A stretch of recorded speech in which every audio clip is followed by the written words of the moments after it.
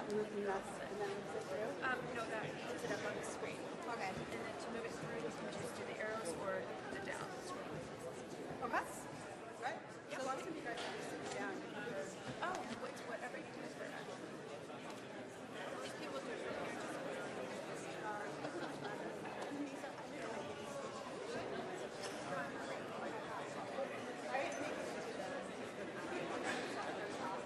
I printed it for them.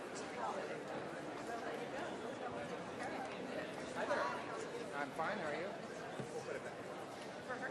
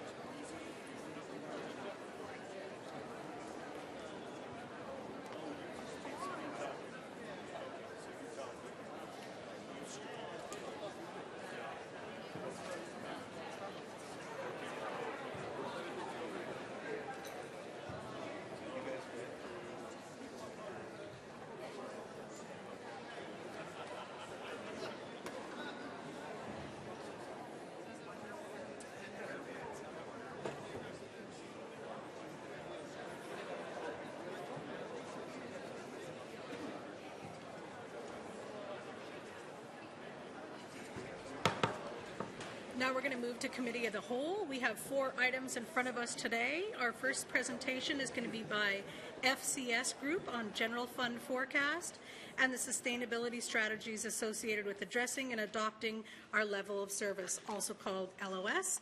And our presentation will be done by our Planning and Community Director, Rick Sepler. Members of the Council, as Council is aware, the comp plan update that's ongoing is mandated by the state under Growth Management Act, and it's due in June of this year. The plan includes what's called a Capital Facilities Plan element. That's a forecast of future needs, deals with proposed locations and capacities, and requires at least a 6-year financing plan, meaning we have to look 6 years ahead and show how we're going to pay for those capital facilities and the associated operation of those facilities for a 6-year horizon. Typically, capital facility elements look 20 years in the future, but there's less certainty after 6. We do update these every 2 years or so to address needs as they come forward. In doing that, there's a requirement that if we're not able to show how we can finance the needed improvements, we need to revise our land use element accordingly. So the linkage is you've got to be able to show how you're going to pay for everything you need to implement your plan. Our initial review indicates the city is currently operating below its adopted or desired level of service in several areas. So that's first red flag, causes concern for us. And again, we need to show how we're going to pay to meet that level of service, meet the facilities at that. Level of service is the lever that we use to establish the minimum amount of a public facility we need to meet our basic needs and expectations. Level of service, I think you may have heard, can be reflected in so many of something per thousand, or in response time, for example, in the needs of fire, or in square footage if you deal with administrative needs, and typically our plan does go that way. Initial forecasts indicate without action, the city will be hard-pressed to maintain its existing level of service in the near future. So clearly there are 3 approaches you would address as a body. The first is to reduce the level of service. Clearly that would have an effect on quality of life because the level of service was established before based on finding the appropriate balance for what we think our community should have with our resources. The second is to consider eliminating some programs. And the third is to find additional revenues. Clearly, we are going to investigate all 3. And I'd like to turn this over to Brian, who could talk a little bit about the approach administration is using. Sure. Thanks, Rick. Yeah, so today is really, in many ways, one of the first steps of the beginning of this work and how we're going to move this conversation forward. You'll see some options in here, some approaches. Some are more reasonable and attainable than others. We want to use this as an opportunity to look at everything that's in front of us in working with council and perhaps coming back to some time at your retreat and through the next couple of months as we develop the next biennial budget. The mayor, I think, as you all know, is committed to continuing to provide the types of services that the public expects. We want to make sure that we have the sound financial footing to continue to do that. We don't want to get to a point where some of the more extreme measures that you'll see today are implemented. That's not where we're headed. The good news is, I think, that we have two years to really do this work, and in the immediate term, begin that work in the biennial budget process. So with that, I think I'll turn it over to Peter. Sure. My name is Peter Moy. I'm with FCS Group, and I'm a principal at FCS Group. And so we've been asked to do a number of different things on this particular study. And so sort of our objectives really were to, one, refine what the city's forecast was previously. So we had a forecast from the finance director. We looked at that, looked at some of the assumptions, and then we also forecasted a period, another 5 years. So we're actually out maybe 10 years to see what's happening. The study was concentrated mostly on the general fund side, well, completely really on the general fund side. We also looked at potential revenue strategies as well as potential cost reductions. And also, just as part of those implementing these different revenue strategies, we also looked at some what I'd call sort of reorganizational, local governmental reorganizational kinds of issues, which we'll talk about later. And then, like I said, we sort of also focused a little bit on the fund balance. What can you do with your current fund balance, and how does that impact some of the decisions that might be made? In terms of the status quo, I think Rick has already talked about some of those things. We'll go through some of these. I won't go through them in detail so much just because we have a limited amount of time. But, you know, basically on the key assumptions for the status quo is that we assume no new or added services. Basically, the expenses are going more or less at inflation, and the revenues will increase about what was predicted. And again, with property taxes being limited to 1%, you know, increases, assuming that we don't have another, you know, drastic recession or downturn in property values, you know, your revenues seem pretty limited. In terms of some of the things, in terms of the potential impacts of where everything's going now, you know, there's lots of reductions, or has been reductions from what we've been told in terms of streets. We're not funding all the street overlays and some other resurfacing projects. We've got deferred maintenance on facilities, and as Rick had also mentioned, not all departments, or most of the departments, are not at what we'd consider the desired level of services, and they still have additional needs. As we forecast out, we're seeing annual deficits every year, as well as fund balance being used to help offset some of those deficits. But that won't take you for very long. And so what are some of the opportunities? Really, at least if you don't do anything, if things stay the status quo, there certainly wouldn't be any new taxes, probably. Again, as long as there's no new added services or anything else like that. The challenges really are, you know, eventually the levels of service would have to be reduced because the revenues aren't increasing as fast as your cost. And fund balance reserves would be depleted in 5 years. So then you'd be having to do something within the next 5 years. So what are we sort of at in terms of key policy issues? Well, would the city's residents rather reduce services and not increase taxes, or should taxes and fees be increased to maintain the current levels of service, or I suppose you could also say improve the services? And then lastly, are there any services that can be reduced or even eliminated from your service portfolio? And you can see these are just the graphs. Overall, you can see that the gap sort of starts widening as we get further out, and you can see on the bottom chart the fund balance is taking a dive because it's helping to support all the deficits over the years. So what are the potential strategies that we took a look at? We're talking about, one, again, maintaining the status quo, which means eventually just reducing or eliminating some services, reduce cost for the general fund supported departments. The other part is to increase revenues, and we looked at a couple different things. A levy lid lift, what's called an ambulance utility. You may or may not be familiar with that particular piece of legislation and how that works, and we'll talk a little bit about that. Or an EMS levy, and as we understand, and one of the points here is that the county and the city are talking about the EMS levy. The other options, too, when we looked at, would be create new taxing and service jurisdictions. So we're talking about regional fire authority, or maybe even a metropolitan parks district. So those were sort of the options that we looked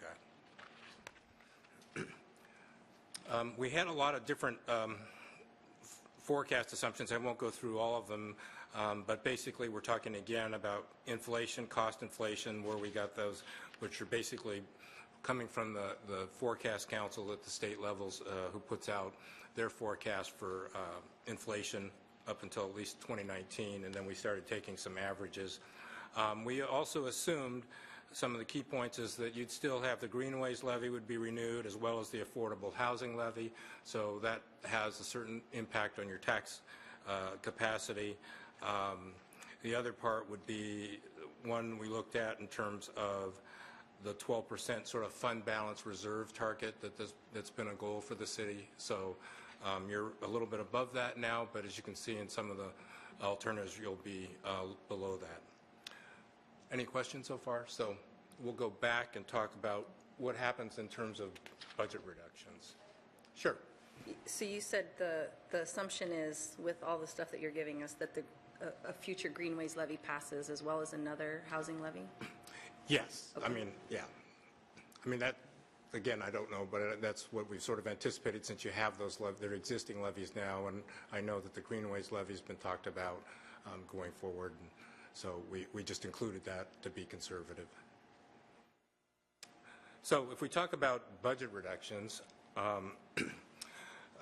one of the things that we did was we took a look at things and we said, well, what would happen if you took like 5.6 million out of the general fund and made that reduction? Again, for most of the part, you can use the reserves up to about 2018, and then they start getting below that 12%, and as you saw earlier, they'll start going down pretty quickly. So we decided to say, okay, let's make a $5.6 million reduction in 2018 and see what happens there. And obviously, that's about certainly a big reduction in the general fund, and there's a significant reduction for some key services. And so that's one of the choices that you'd have to make. The reserves, when we do that, reserves increase between 2018 and 2021, but the deficits again start recurring back in 2022, and you might need to take some additional action in 2022. But you could survive on your reserves till 2026. The thing about this particular alternative is there's still no tax increases, but you've traded off the tax increases or revenue for having reductions in the level of services starting in 2018. And you can see that the lines, you can see the big dip in 2018 where they make the cut, but eventually, again, the expenditures start overrunning the revenues later on. Okay, second scenario we looked at was an ambulance utility. I'm not sure if you're all familiar with that, but Linden has one. We just created one in Linden a year or so ago. And what it is, it's like a utility. We figure out what the cost of service is, and we identify certain billing units, and you pay a certain amount monthly to help support EMS and the ambulance services. And so that's one area where a number of different cities are going and using throughout the state today to help fund their EMS and ambulance services. So there's some legislation that allows you to do that, and there's some processes that you have to go through to create one. Also, we talked a little bit about the EMS levy, so we have that going on. And so what we did was that we said the ambulance utility would basically cover the general fund portion that's being contributed now to the Medic One fund. And so that's about $1.2 million or so, 1.125, I think, in today's dollars, but by 2018 it'd be about $1.2 million. So we said we limited that particular rate and revenue only to that amount. And then we said we took a look at the EMS levy, and because of some of the way the structure is in the property taxes, instead of getting a full 50 cents, we felt we could only get about 28 cents per thousand instead of the full 50, and that's because of the current affordable housing district rate that you have. So that takes away some of the capacity on the EMS levy. So what happens with this one? Basically, you get to maintain the EMS services without general fund support. It creates a surplus in 2018, but the very next year, because of the amounts we're talking about, we're back into some deficits.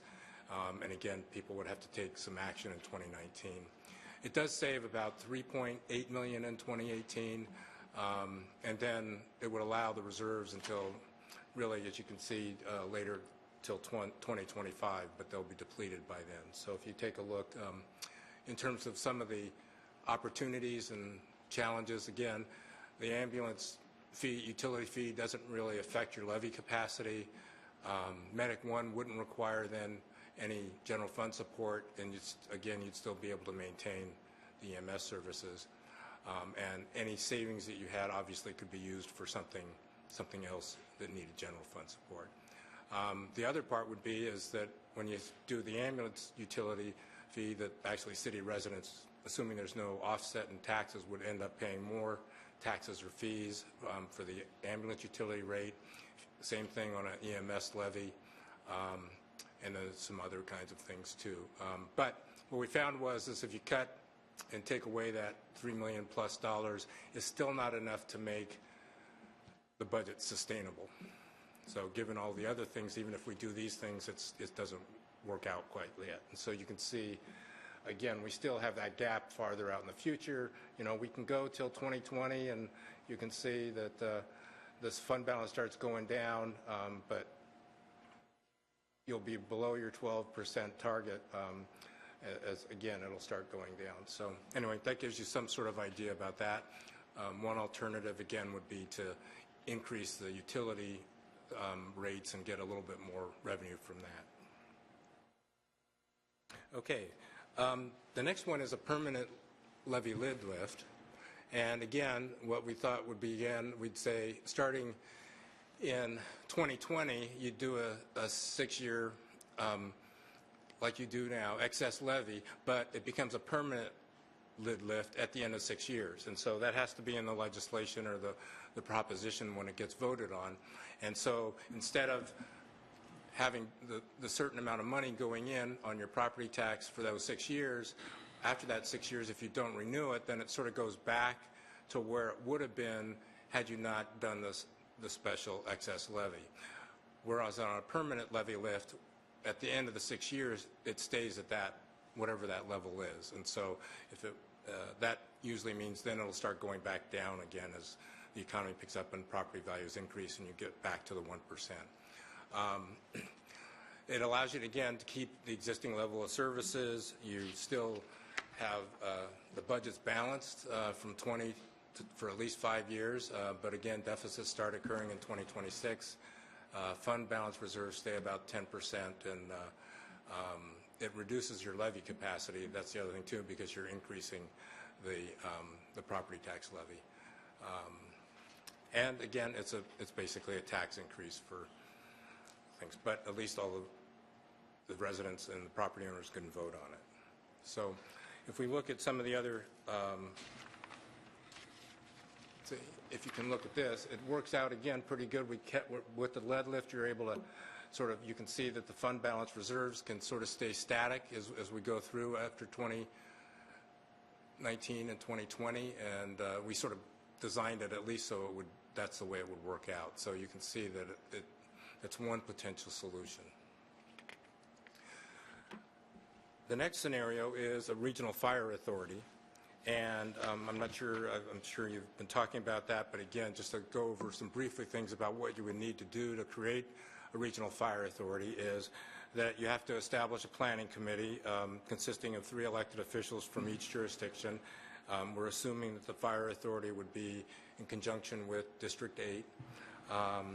You have to develop and adopt what they call this regional fire authority protection plan, which lists how you'll treat all the different assets, how all this thing will come together to form this new jurisdiction, even including the governance structure.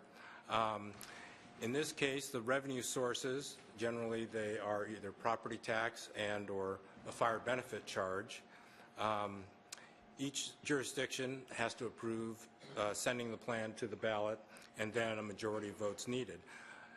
If you have no benefit charge, if you do have a benefit charge in the plan and even an EMS levy, then you must get 60% approval.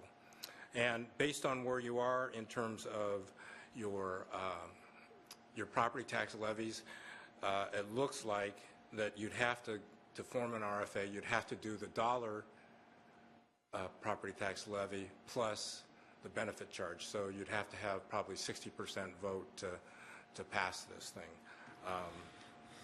And right now, every 6 years, the benefit charge needs to be approved every 6 years. There's current legislation down in Olympia that would change the way you do the benefit charge and how often it has to be approved. So it's very much like the EMS levy. I think it goes, you could approve one for 6 years, 10 years, or a permanent benefit charge. So again, the strategy is form this regional fire authority and start it in 2018, which probably means you're going to do the planning next year sometime to work out all the details. Again, it would require, I think, the dollar levy plus the benefit charge. So it eliminates the need to reduce the fire and Medic 1 services. As far as the city goes, the city basically does then not have a fire department and the Medic 1 expenditures starting in 2018. Again, it creates this separate entity, but unlike an annexation into the fire district or something like that, on an RFA, you can determine the governance. And so it's more than likely most places, even if you did the 3 and 3, you'd have at least 3 elected officials sitting on the board that governs the regional fire authority. So the city would still have representatives to help govern this particular regional fire authority. It saves the general fund about, in 2018, an estimated $18.8 million. And then again, there's some other kinds of things that would happen. Just for example, a large payment that has to be made, or something that needs to be resolved, is when people transfer into this new entity, usually the city would have to pick up and pay for all the accrued vacation and sick leave, and there's a lot of things that go into trying to form that. So there's going to be some expenses just to make that transition to that. And it would also make a pretty big, property tax increase unless you, again, decided to make that change by trying to make something more revenue neutral. But the other thing, too, just in our experience in terms of benefit charges, generally those hit the commercial properties a little bit harder than they hit the single-family home. So that's just another consideration.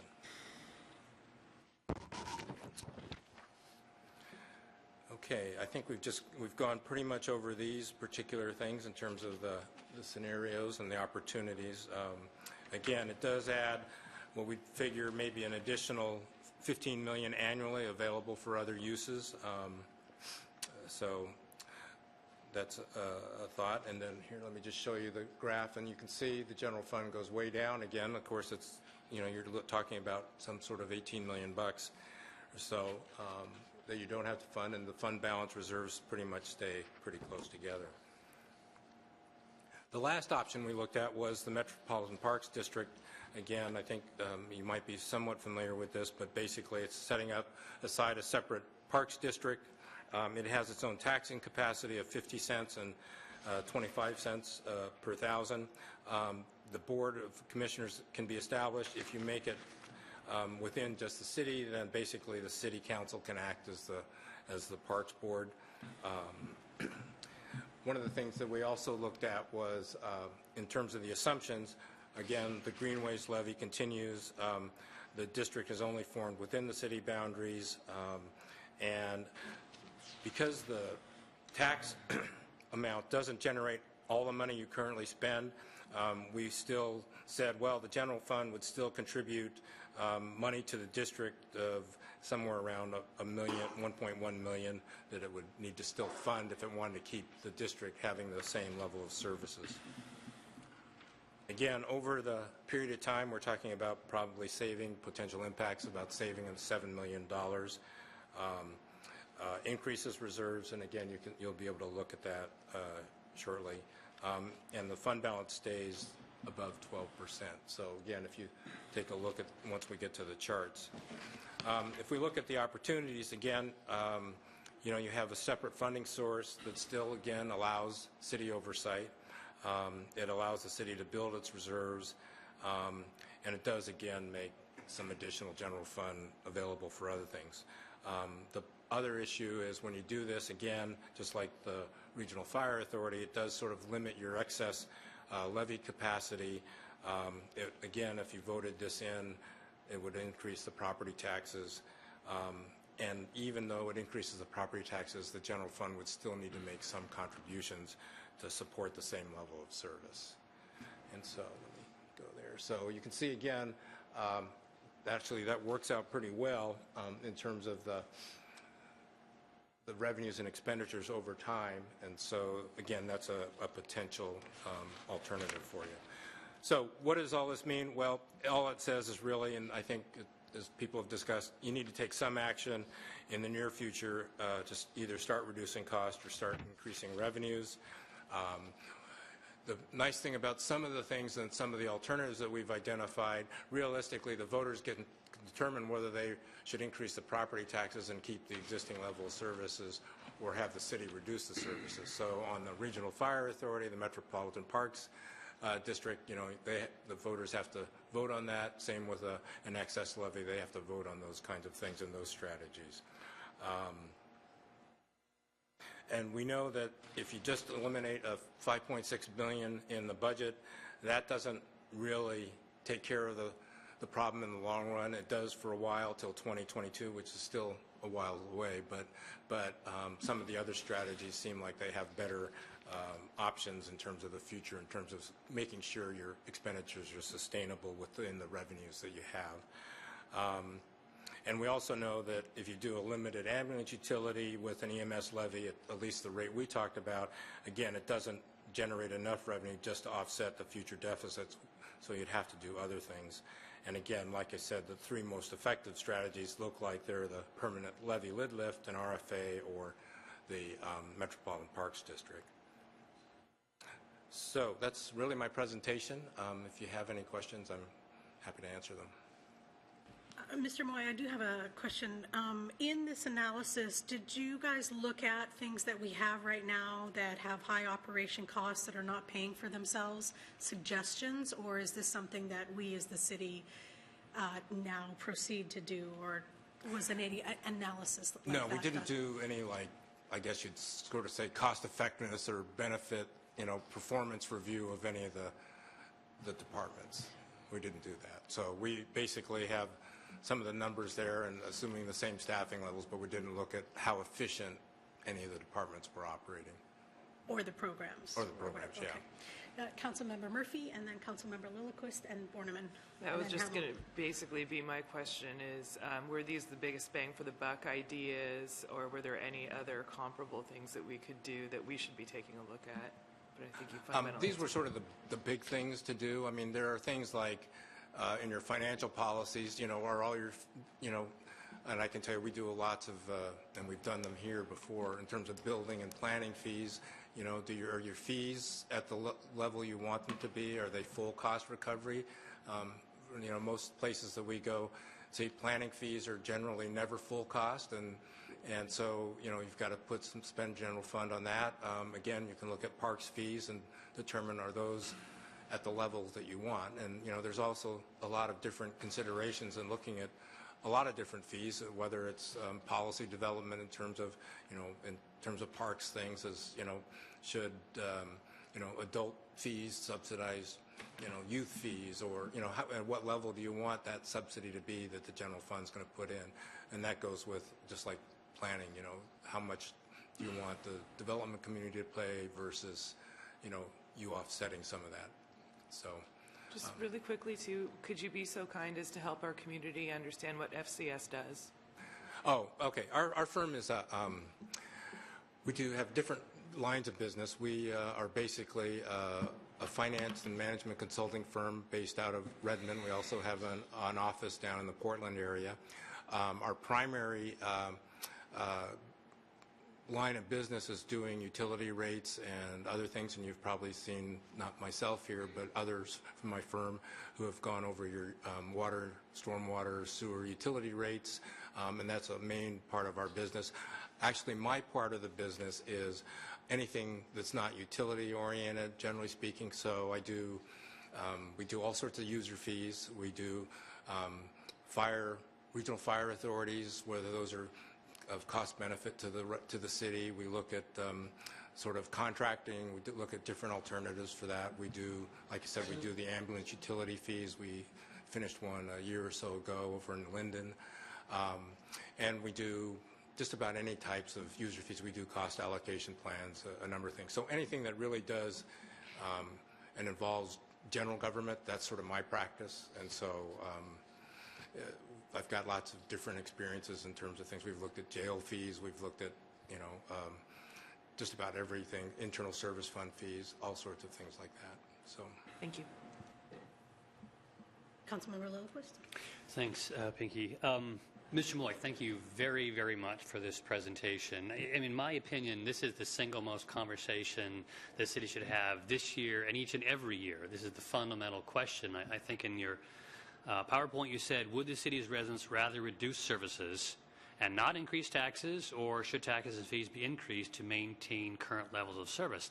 that in a nutshell is sort of the local democratic question. That is, I think, the question we are implicitly asking and answering all the time. And I would like to see this a really big discussion both in the council on this and almost a comp plan-like level of outreach, to the public to say, we're weighing a long-term question with regard to the city about level of service versus level of taxation. Those are the two most fundamental questions. So I'm really happy to start this conversation with the information Mr. Moy has provided, but I'd like to kind of continue it, at least in publicly amongst us and maybe more broadly. I do have two quick questions for you, Mr. Moy. One is a smaller one. Well, they're two medium-sized questions, I suppose. How much of this long-term funding problem in this city or other cities is due to the fact there's a 1% tax on our property tax revenue, and 1% being below the level of inflation? So that one leg of our tax structure is on the decline. How much of this problem is due to that decreasing percentage-wise revenue stream, and how much of it is due to other structural problems? Well, looking at different cities over the time, that is a problem. And it partly depends on sort of how your economics are in your particular city. So if we go to, some cities down south of Seattle that have big shopping centers and other things, and you have a Costco too, sales taxes, even just down the street towards Linwood, they have malls and they have sales taxes. So sales taxes represent a much more larger proportion, and they can go up more than inflation. Others have the utility B&O taxes. I think you have those also. So those can also change. And if you're increasing your utility rates, technically speaking, you're getting a little bit more also in terms of the general fund on those taxes. But the property taxes for those that are really more suburban and other areas, property taxes, when they represent most of the revenue, that's the 1% is a problem, and they face that all the time. And that's one reason why we see a number of jurisdictions, either especially on the fire side, whether they're going into districts or contracting or thinking about these regional fire authorities. Well, thanks. I mean, it might be nice if we just had a levy tax lift that just simply restored to the rate of inflation. If we'd done that a couple of years ago, I think our problem wouldn't be as acute as it is. I think that 1% cap has been a big problem. As you say, there are other communities. I think Sammamish, for example, City of Sammamish is entirely residential, almost entirely. They're really dependent on property taxes. Tukwila got a big business tax, for example. They're in a different situation. Sure, right. So that kind of goes to my next question. Can you tell us what you're seeing in other cities and counties around Washington? My impression is that some of the houses are on fire, or at least a room is on fire. What I'm seeing here is that our house is smoking, and the smoke detector's just gone off.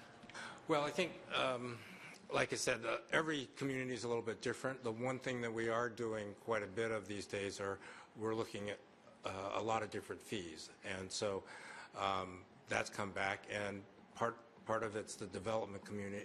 Development's starting to happen. It's not happening nearly as much as it did, prior to the recession in, 2006, 2007, but it's coming back, and so they're looking more at those kind of fees.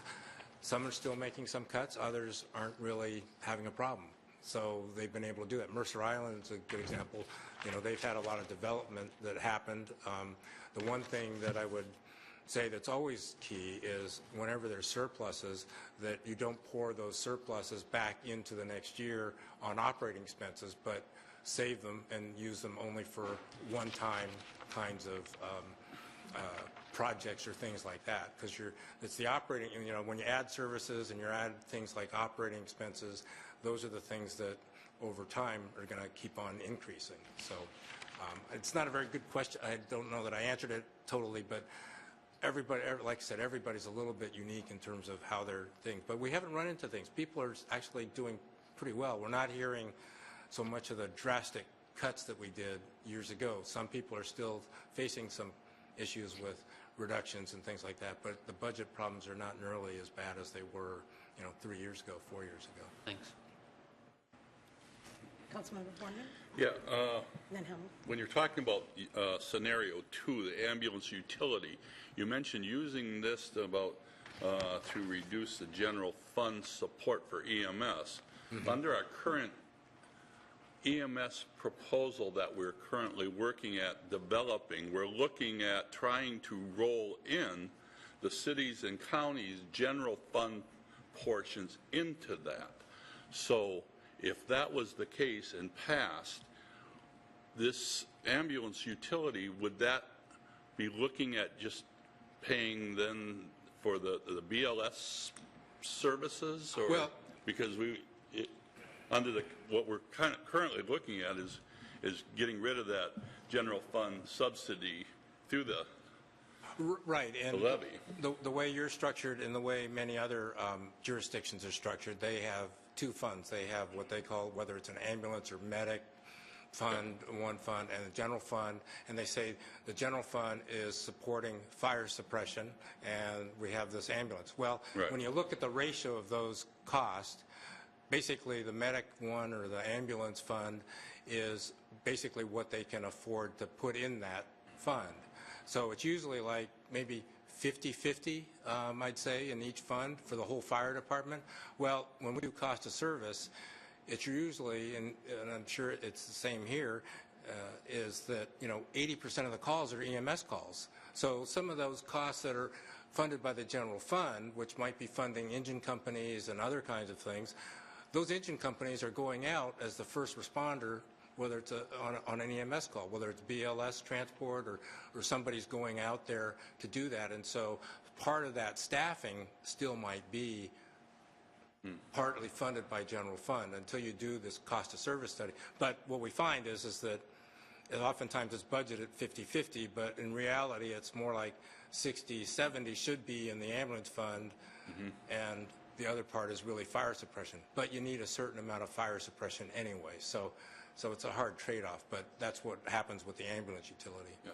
And Rick, just for those listening, could you define the area for Fire District 8? Because most people probably don't know what that means, that area.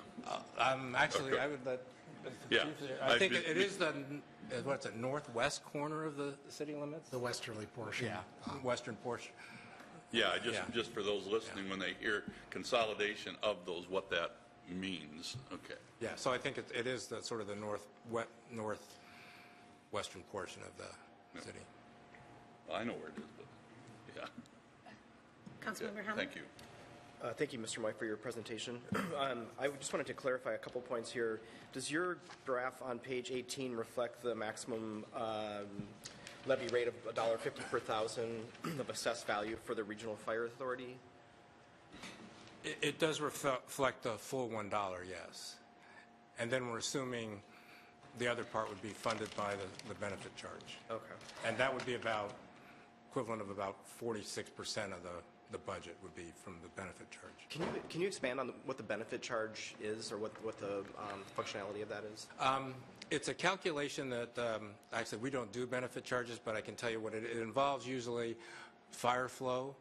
So depending on your fire flow, there are these formulas that are put into this, I guess, thing. So like obviously a commercial building, like a building like this, would require more fire flow than a single family house. And so part of the fee that the benefit charge is saying you receive more benefit and you require more benefit, and therefore you pay based on that. There's some ways to calculate it, and also I think there's some square footage numbers and some other things that are used to calculate those. I'm not sure whether the chiefs have any other thing to add, but there's a whole thing. It can be related to the amount of distance you are from the fire station. It could be, there's a whole different kinds of sort of factors that can be accounted for in terms of calculating the fee.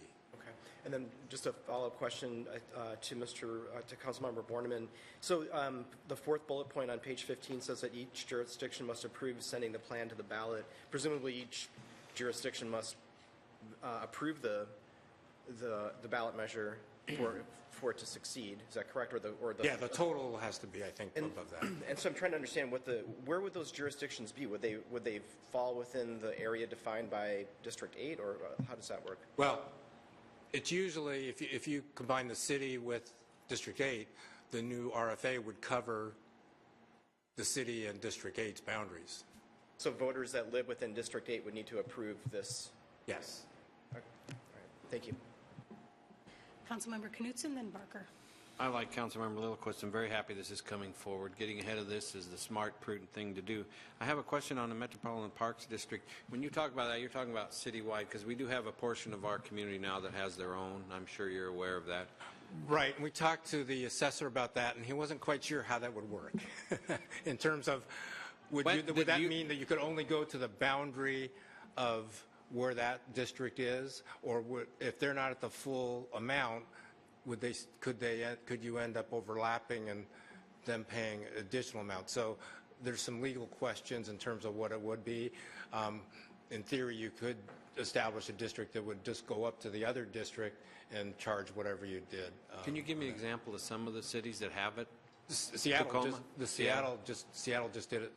Tacoma has the Metro Parks, but Seattle just went through that whole process and got a vote, I think it was about a year or so ago, to form a parks district, again, to use that extra Rick, wasn't the one they have in the South Side for 10 years?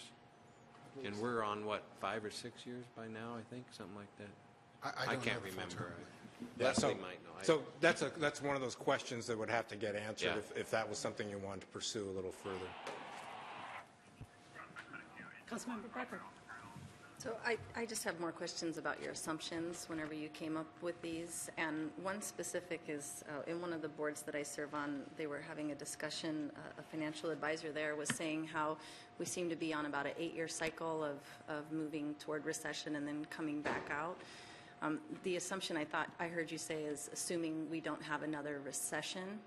With that 8-year cycle, that would mean in about 3 years we're going to see another downturn. Maybe not as great as our last. But do you look at those things and Well, we've looked at those. Number one, the expenses haven't been going up. I mean, we've taken some of the forecasts from the Forecasting Council and looked at inflation and some other things like that. I think the bigger problem with the recession, the last recession, is when the property values decline so much. You know, we've had other recessions where the property values don't necessarily decline so rapidly. I mean, that's what really, for the most part, hurt a number of different jurisdictions, is because all of a sudden their tax base went way down. We've had other areas where there still might be a recession. Again, it just depends on how severe you think it's going to be. And if it is going to be severe, then you've got, you know, loss of sales taxes and other things. In any event, all that does is tell you that if you're worried about that, then the things that we talked about would have to be even more exaggerated than what we've even proposed here. Because if you're trying to leave yourself some fund balance, you can see on some of those you have some healthy fund balance. So you could go a year or two using that fund balance. The question is whether, number one, whether you'd want to, and number two, is there anything that's, you know, right now we're assuming status quo, no new services, no added kinds of things. So if those things happen and you still had a recession, well, it just means the fund balance wouldn't last quite as long as what we planned. Okay, and then at the beginning you had said the reason why we're having this discussion is because we're not meeting some of our level of service even currently. So when you give us these numbers, does this catch us up to at least meeting? This just keeps us where we're at. So this doesn't even get us up to the level of service we've been saying we wanted to get to? Yeah, I mean, we basically, so for example, you're doing the Greenways levy, and one of the things that we haven't factored in is if you start buying property for parks, and I think we might have mentioned that, if you start doing that, once you develop that property, now you've got to maintain it. So the question then becomes, if you go forward with this new Greenways levy, and it's all capital oriented, then at some point, if you want those things to come into use, you've got to maintain them, and which means you have to add operating expenses, which would be a new, not necessarily new service, but you are adding service, because the level of service, as I understand it, in terms of the acres per population or whatever, if you're behind that and you increase that, well, your operating expenses are going to increase too. So we haven't accounted for that. I just wanted to make that clear, because and I just need explanation on the fund balance reserves graphs that you have. So I think we said we have a project of we're projected to stay at 12%? Yeah, that's the Okay. policy, yes. So is the 12% on the graphs, is that at the zero, or is the 12% No, at the 12? that's just the dollar amounts. I didn't put the 12%, where the Okay. 12% Okay. is, but.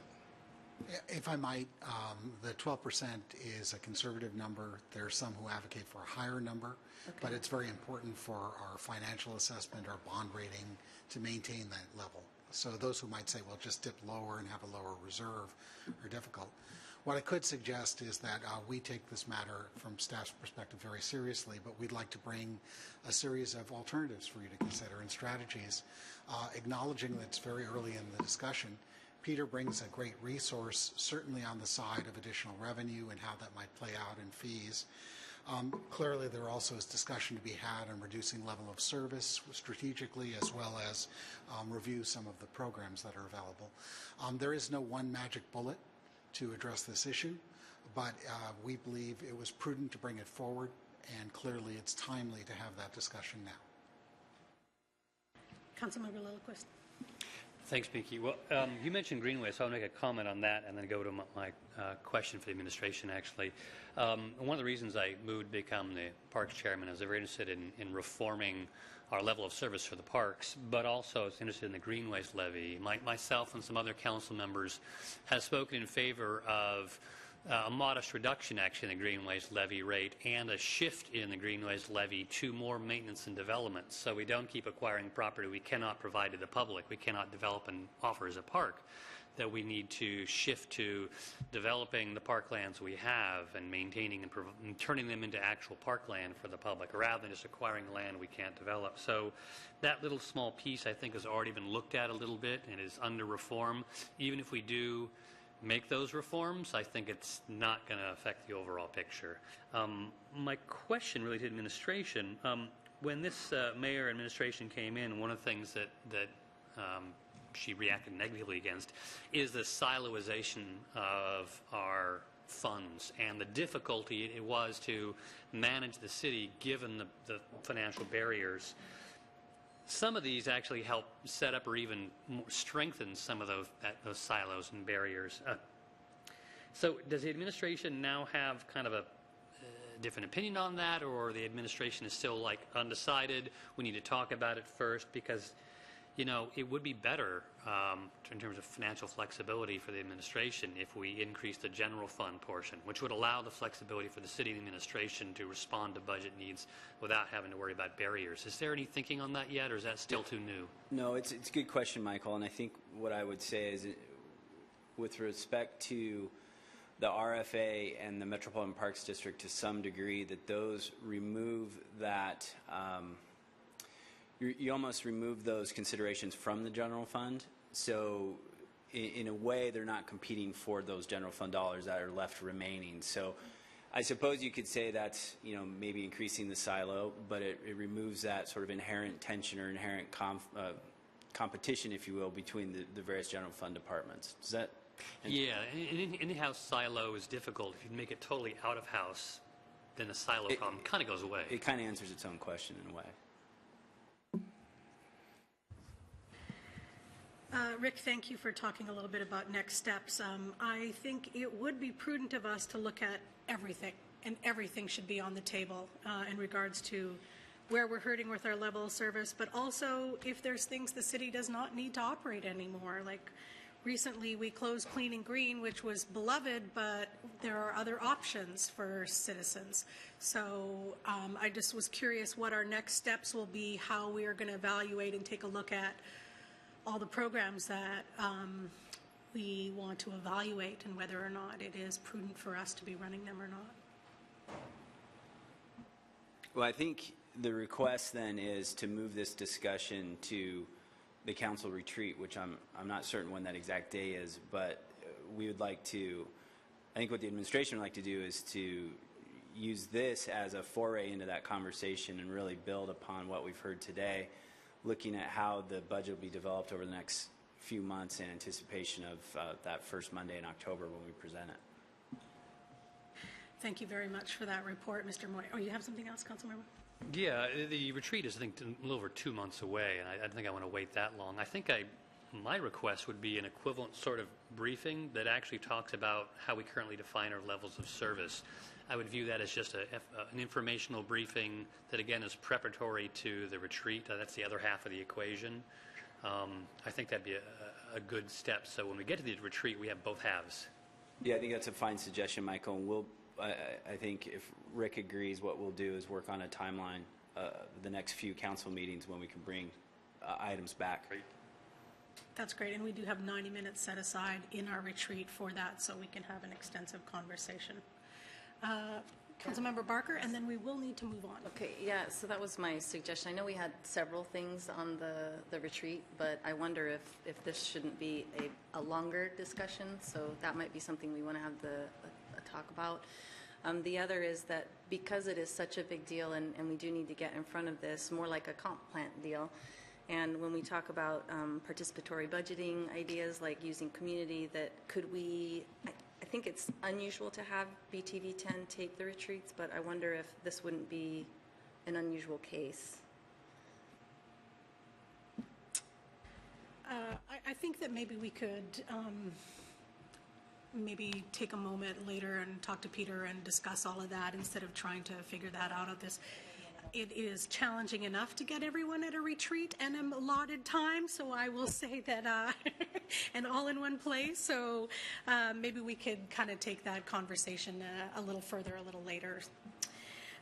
So if there's not anything else, then we'll move on to our next. Thank you very much for the presentation. This was for information only, and we'll move on to our next presentation, which is going to be by the Small Business Development Center. And I'm going to turn this over to Tara Sadine, our Planning and Community Development. Well, maybe we'll take a moment for everyone to get settled.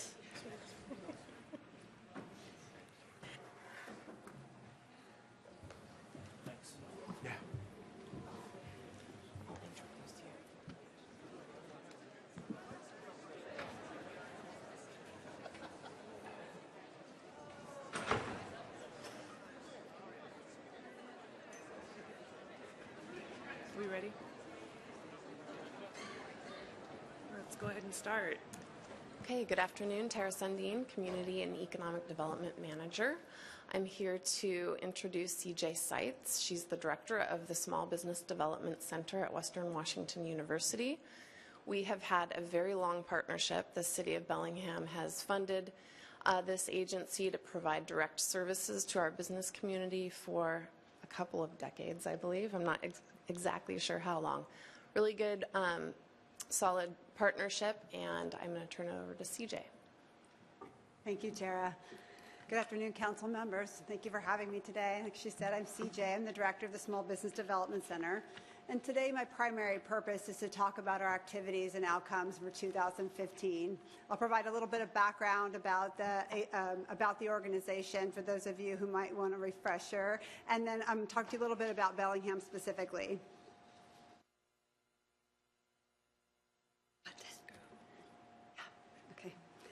So the SBDC is a cooperative effort. It's a 36-year-old federal program that's governed by the U.S. Small Business Administration.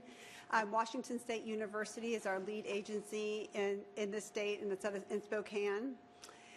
Every SBDC is required to have a host institution, and of course our host institution in Whatcom County is Western Washington University. We also rely heavily on local funding for this program, and that local funding comes from Western and the interlocal agreement with Whatcom County, the Port of Bellingham, and the City of Bellingham. So thank you very much for your continued support of our program. Our core mission is to improve profitability and thereby stimulate economic growth. Our efforts stabilize and grow businesses. They help them start viably. We help them make good decisions. We keep businesses healthy in our community.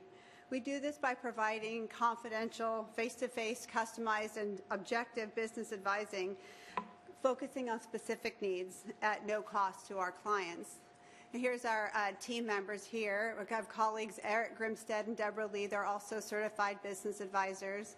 Haley Halverson is our program specialist, and she really works on the front end with our clients and then with our data and reporting. Ruby and Ben are our MBA analysts, and then we have Zach, who is our communications coordinator and also a student at Western. SBDCs have strong analytic capabilities. All the advisors are required to have previous small business ownership as well as advanced business education. Our in-house researchers are graduate students, and they perform analysis and they build customized tools for our business owners. Having an in-house research team really helps not only the client but also the student get hands-on experience, and then they're able to customize what they're doing by talking to the people, not just by reading something on a paper and then going to research. So some of the examples of what we're working on right now: Ruby is working on a business valuation to assist in a retirement strategy for a local business owner, and Ben's working on a go-to-market strategy for an inventor in the recreation industry. So this showcases our 2015 activities. The top numbers are obviously Bellingham, and the numbers, the lighter numbers are the Whatcom County at large. So we talked to almost 600 businesses this year, and that would be either just for inquiries and referrals, by trainings, or by enrolling them as clients. And we enrolled 317 clients into our program this year. We provided nearly 1,700 hours of counseling services and 1,600 hours of research services. We conducted 22 trainings. So on average, a client that's enrolled in our program is going to receive 10 hours of customized face-to-face counseling and research or analytic services.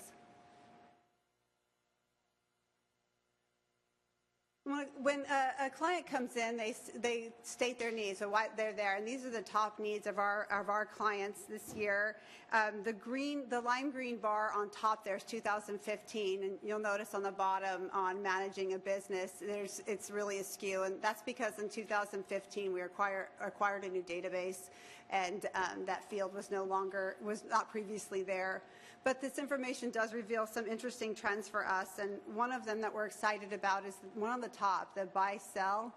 One of the services that we work with clients is we help businesses transfer. So we'll work with a buyer and or a seller, or both, and we'll help guide them through that process using other professional services in our community.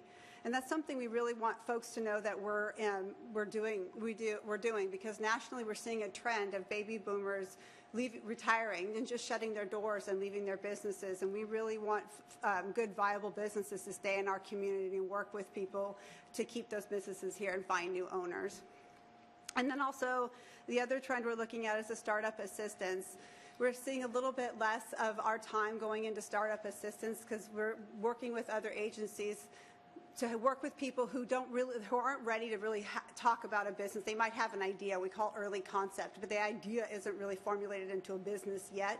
And so they're working with other agencies, and then once they kind of decide, okay, this is a business, this is who a customer might be, or this is how I might make money, then we're working with those agencies to transfer them to us so that we can do more intensive services with them. On average, our businesses are 7.8 years old. So we're working with most of the established businesses there. So these are the business industries. The green is Bellingham and the blue line is Whatcom County.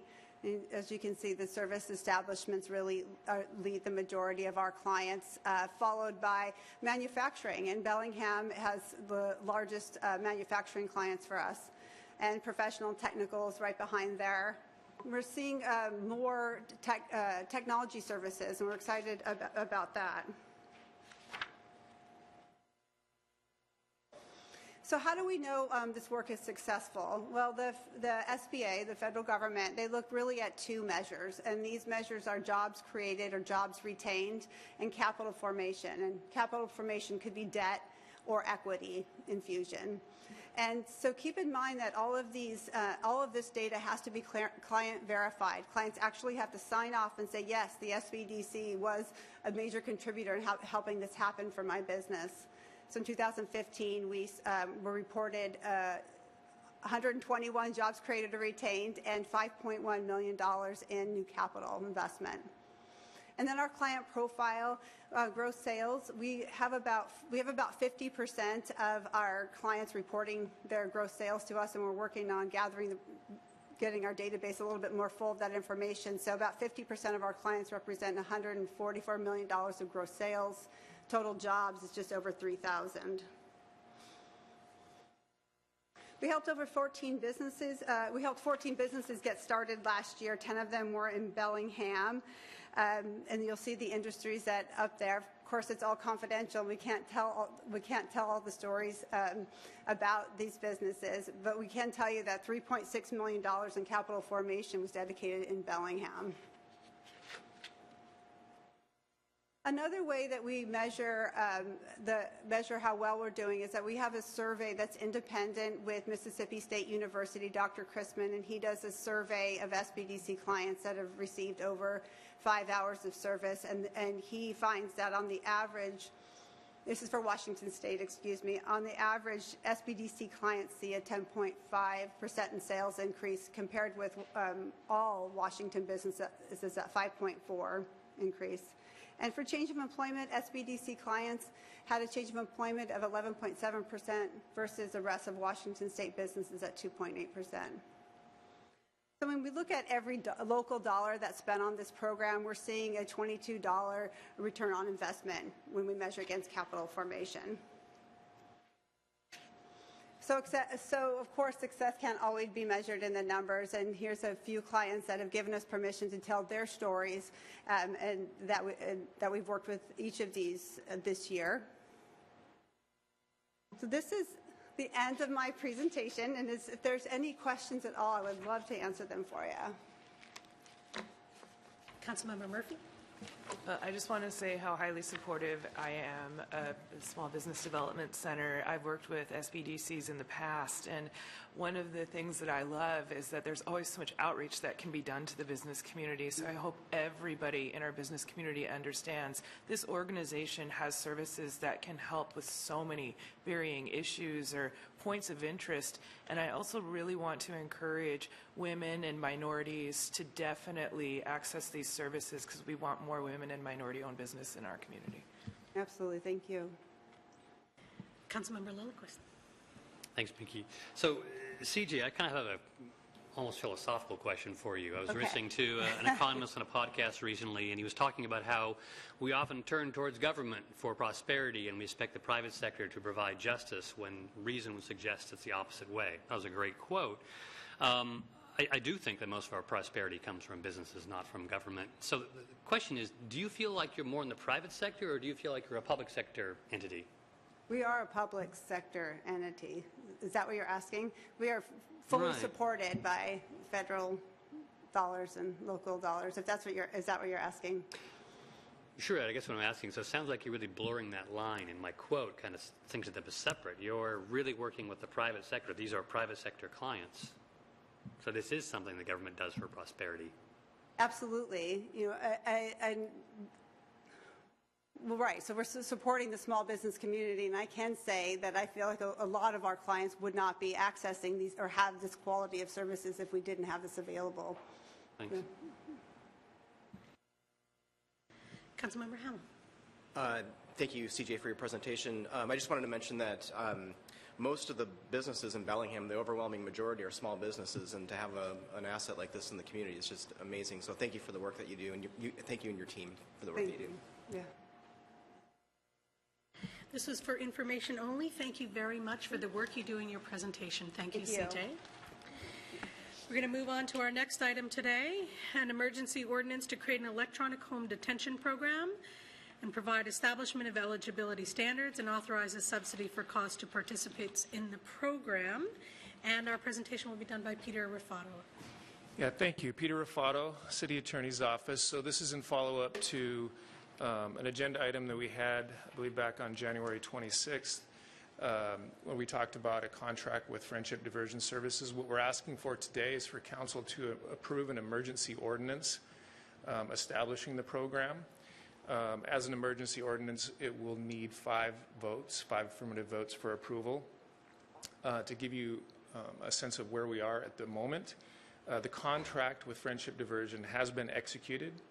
The contract doesn't become effective until the City Council approves the program. The contractor has hired an employee and has leased space in the Crown Plaza building. And as I've mentioned before, I want to mention again, there's been a real joint effort here between the court, Judge Lev, Commissioner Smiley, Darlene Peterson, as well as the prosecutor's office, Ryan Anderson, and Bellingham Police Department, Flo Simon, Chief Cook, and others in the police department to really pull together the process and forms that are required for the program. The eligibility standards and procedures have been developed. We would like to start this week, as early as tomorrow, with referrals to the program, and that would be obviously through the court. As I mentioned, the components to the program will include screening and assessment. The court has developed an order with restrictions and determining, what allowances will be for an individual when they've been placed in the program. They can attend work, school, but then Friendship Diversion will have to verify those. One of the aspects that the police department has been engaged in is really looking at the experience of Friendship Diversion in other jurisdictions to make sure that we're really looking at the right type of individuals for the program, looking at what tends to be a successful participant versus not, and that will be incorporated into it. I think, as we mentioned before, there will be a phased approach here. We do intend eventually for this to include pretrial, but that's not where we're going to be at the beginning. We're going to be with out-of-custody folks and post-conviction.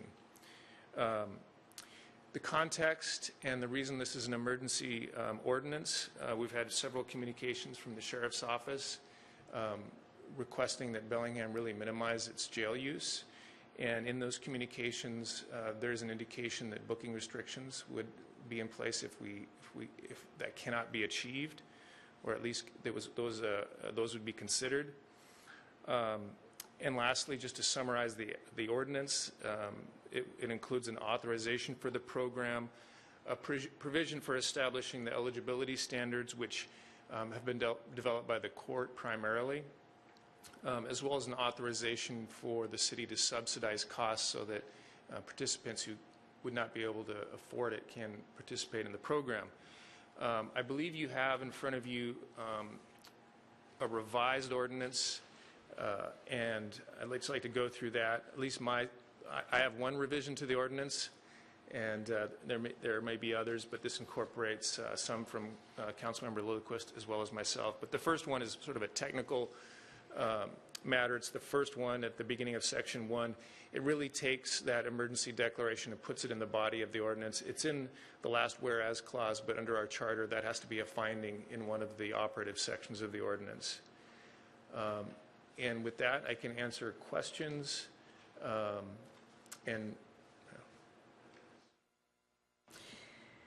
Councilmember Lillquist, then Murphy. Yeah, so the other changes are something that I suggested. If you look at the ordinance, it was very effective at establishing the program. It really didn't provide kind of any indication of the purpose or the direction of the program. I thought it was important to indicate exactly why we're adopting this program so that any policies and standards that the city creates are compliant with those purposes. So I suggested some language. Peter and I went over it and changed it a little bit and simplified it, and it basically changes the grammar on Section A of Section 2, and then in Section B it actually adds in a manner consistent with public safety, which wasn't language that was in the original draft, and then some, again, Peter suggested some grammatical changes to make that read well. So I would move approval of the modified ordinance, including both the changes to Section 1 brought forward by Mr. Rafato and changes in Section 2 brought forward by myself. Second. Councilmember Murphy? I was only going to make the motion. So. Councilmember Barker. I just wanted to know, why not pretrial for now? You said we're going to wait on the pretrial.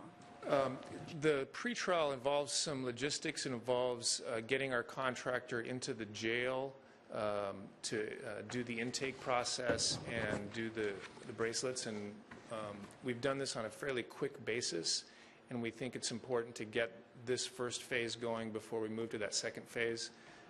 So it's really just a matter of taking this in bite-sized pieces. We'll get there as soon as we can, but we don't want to rush it either. Councilmember Hamel and then Barker. I'm going to second the motion. I have a question as it relates to supervision for individuals that are in this program. You mentioned there was a staff member that was hired by Friendship Diversion Services. So there's just one staff member?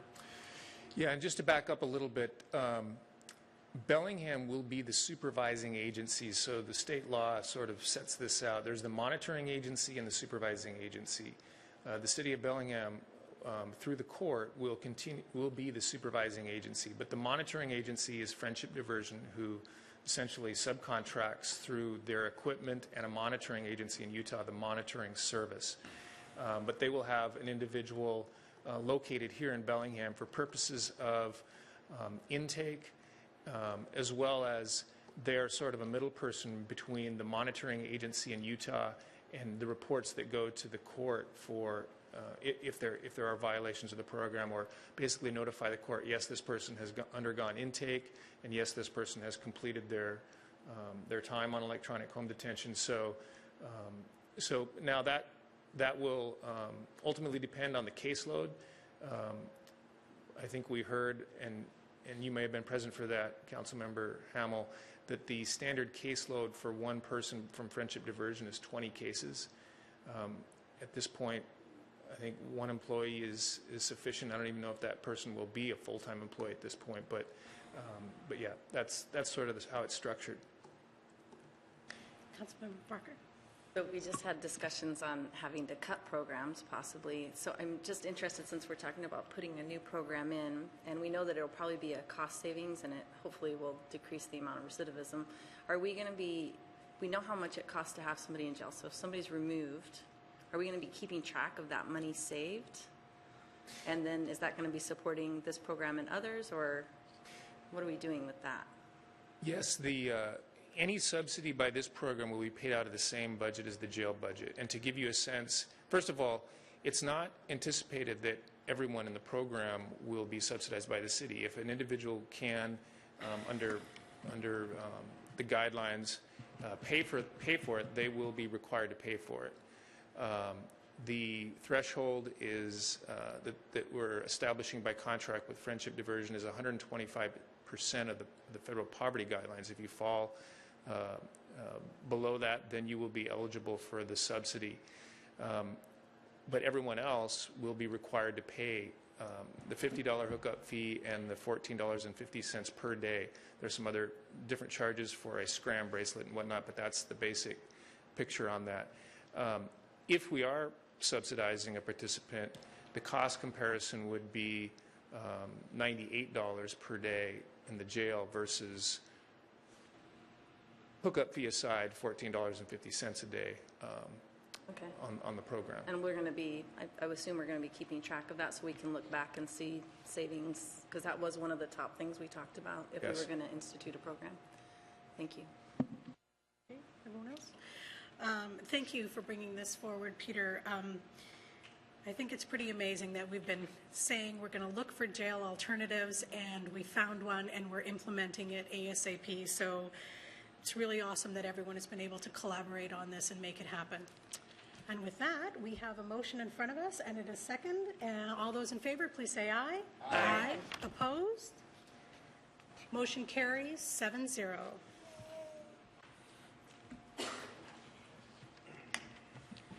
Our last item for committee is an update on the status of the surplus of 315 West Holly Street, and it will be presented by Tara Sundin from Planning and Community Development. Good afternoon, Tara Sundin.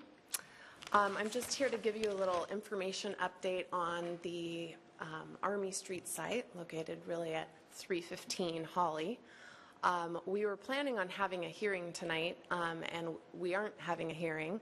And instead, I thought I'd give you a little update on where we're at. So as you probably recall, you surplused the property in October, and we issued a request for proposals shortly thereafter. They were due December 18th, and we received one proposal that met the requirements of the RFP. It is a proposal by AYGO LLC. It's led by Ken Mann. Ken and his wife Amy own a piece of property in downtown Bellingham. And they have developed or compiled a really a good team. Zervis Group Architects is the architect that they have selected, and Dawson Construction as a contractor, and they kind of surround themselves with a very strong team that our real estate review committee is impressed with. Let's see, the proposal is a mixed-use proposal. If you've seen it, you've seen that it's a pretty decent size redevelopment project, so we would be thrilled to see something like this. Some of the uses that they are talking about are restaurant use. They're talking about some handicraft manufacturing, which is kind of an artistry type manufacturing. They're interested in pursuing a boutique hotel and or housing on the site. So it's like your ideal mix of uses, but a little bit different than the Housing Authority's proposal that you saw. The Housing Authority knew that the city was looking at the Aloha site. We started condemnation about a year in advance of issuing a request for development proposals, and the Housing Authority had been thinking and preparing for that opportunity. So you saw a pretty fleshed out project by the Housing Authority. With this proposal, this team needs just a little bit more time to kind of take a look at some of the details of this site. So you know it's a sloped site that has some limited access. They want to look at that feasibility as well as kind of fine-tune that mix of uses. And so before entering in, or us recommending that we enter into an agreement that sets forth us to begin negotiation, they need a little bit more time to refine their concept. And so that's what we're allowing them to do, spend the next several weeks doing that, and then we would bring back a negotiating agreement when things were a little more secure. So it's still an active project. Just felt like it might have been a little premature for a hearing this evening. Thank you, Tara. Councilmember Murphy.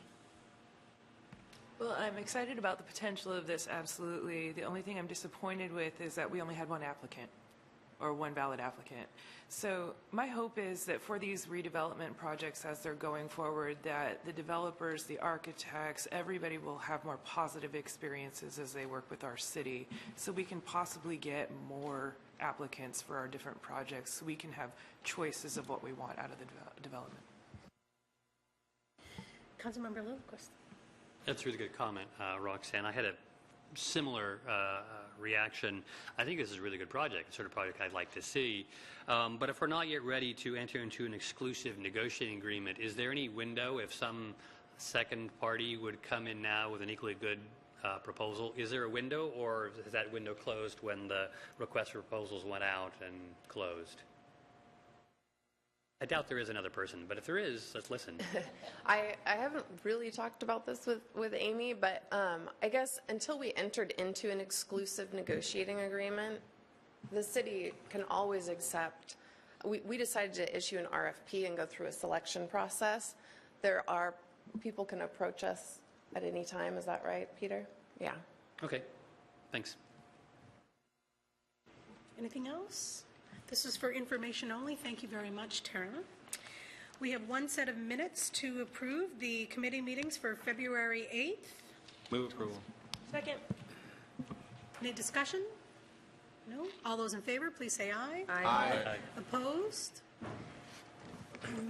Motion carries 7-0.